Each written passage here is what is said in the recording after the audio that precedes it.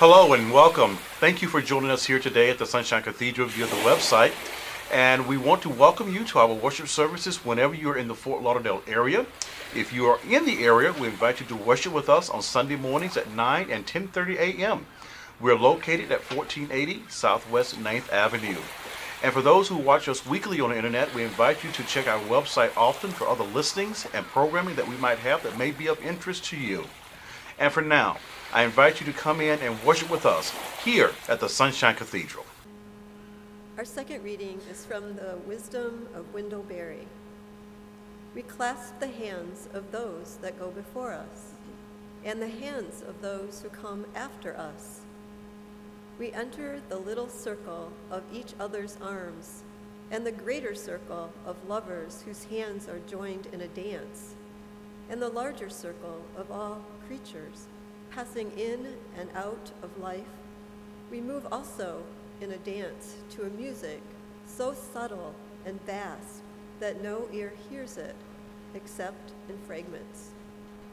In these human words, God's voice is heard. Thanks be to God. Our third reading is from the Gospel according to Matthew. Jesus said, "Whoever welcomes you welcomes me, and whoever welcomes me welcomes the one who sent me. Whoever welcomes a prophet in the name of a prophet will receive a prophet's reward, and whoever welcomes a righteous person in the name of a righteous person will receive the reward of the righteous. And whoever gives even a cup of cold water to one of these little ones in the name of a disciple, truly I tell you, none of these will lose their reward." In these human words, God's voice is heard. Thanks be to God. Good morning. You know, for the last 10 years, I've driven an older car that has served me very well. However, recently I've needed to call for a tow truck on 3 separate occasions. The particular roadside assistance company I use has a standard practice, which I thought about when I looked at today's gospel reading. Upon arrival, the driver gets out of the truck, and without even asking, he hands you a bottle of cold water.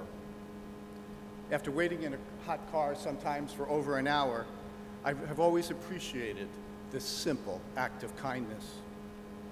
Throughout the ages, the impact of offering someone a cup of water has gone beyond the basic need of quenching someone's thirst to being a symbol of hospitality and caring. And though our reading seems to be directed primarily to the 12 disciples, I believe that this concept of hospitality and caring is one that is relevant to us today as modern-day disciples or seekers and students of truth. Before we look at these verses at the end of chapter 10 of Matthew's Gospel, I think it is important for us to understand what has gone on just prior to this. At the end of chapter 9, Jesus looked upon the multitudes that were following him, and he was moved with compassion. And he instructed his disciples to pray for laborers to bring in the harvest, or rather to bring his message to those he saw as sheep without a shepherd. Then, at the beginning of chapter 10, it seems that Jesus is calling his disciples to be the very answer to that prayer. The scriptures tell us that he gave them power to cast out unclean spirits, to heal every manner of sickness and disease, cleanse the lepers, raise the dead. Wow, that sounds like what we would call superheroes today. And I'm sure that they were excited about the possibilities. And that was the hook he used to draw them in. But then in the rest of the chapter, he explains the reality of what it will cost them to carry this out. He tells them not to carry any money with them, but rather to depend upon the hospitality of others to provide for their needs. He warns that they are being sent out as sheep among the wolves, where they will be persecuted and hated. Their families will turn against them, and in the end, they may even lose their lives. I'm sure at this point, they are looking at one another and wondering, what did we just sign up for? Being a follower of Jesus is not always going to be easy. Not then, not now. So Jesus closes his little recruitment speech with these words of assurance we read this morning, and in them outlines one very important requirement for discipleship. Whoever welcomes you welcomes me, and whoever welcomes me welcomes the one who sent me. Whoever welcomes a prophet in the name of a prophet will receive a prophet's reward, and whoever welcomes a righteous person in the name of a righteous person will receive the reward of a righteous person. And whoever gives even a cup of cold water to one of these little ones in the name of a disciple, truly I tell you, none of these will lose their rewards. Now, I have to admit that when I first began reading these verses, I felt that Jesus was speaking in circles, and I could not make much sense out of it. And maybe that's why our senior pastor decided not to preach on this today. But the phrase, in the name of someone, just means that you are representing that person and that person's authority. But it was confusing with Jesus, the prophets, the righteous, the disciples, or the little ones. But upon further reflection, I began to understand that Jesus is talking about the importance of welcoming one another and holds out the promise of a reward to those who practice this very basic ingredient of hospitality.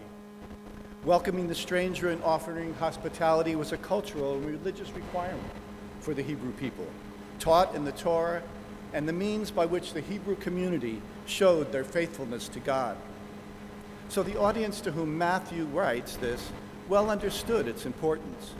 When travelers came into a town, they went to the well in the center of the town, and the townspeople would offer them food and lodging. These travelers were not their family. They were people who often had different foods, different clothes, different languages, and even different gods. In this 10th chapter, the author also has Jesus underscoring the importance of hospitality and referencing Sodom and Gomorrah, not with the connection to homosexuality that is often preached in other churches, but rather as a place that did not show hospitality to travelers or strangers. For us today, though we may make our lodging arrangements well in advance on a website or have no shortages of places to eat along the way, the human need for hospitality or feeling welcome is constant. Yet so is the fear of strangers. In the Greek, the word for stranger is xenos, from which we get the word xenophobia, fear of the stranger, which unfortunately can lead to nationalism and racism. When we offer hospitality, sometimes doing something simple as paying attention to someone, we are bringing who we are, what we have, and where we are to the situation. To be truly welcoming, we must set aside our discomfort for how one may be different or strange to us and meet him or her as they are. As to the reward referenced here, some would make us believe that this is some kind of heavenly reward, something we get after we die, reserved for those who do the right things when they are alive. But here at Sunshine Cathedral, once we put aside this concept of a judging God, giving special treatment to some and punishing others, and realize that we are all equally and eternally loved by God, then it allows us to look at other possible interpretations. I believe that the reward is actually in the gesture itself. It comes as we do whatever it is that the situation requires, and our lives are blessed as a result of the interaction or connection we have with one another. So, after understanding that a basic requirement of discipleship is welcoming, I also began to see that in order to accomplish this, we must recognize the divine presence in each person we encounter.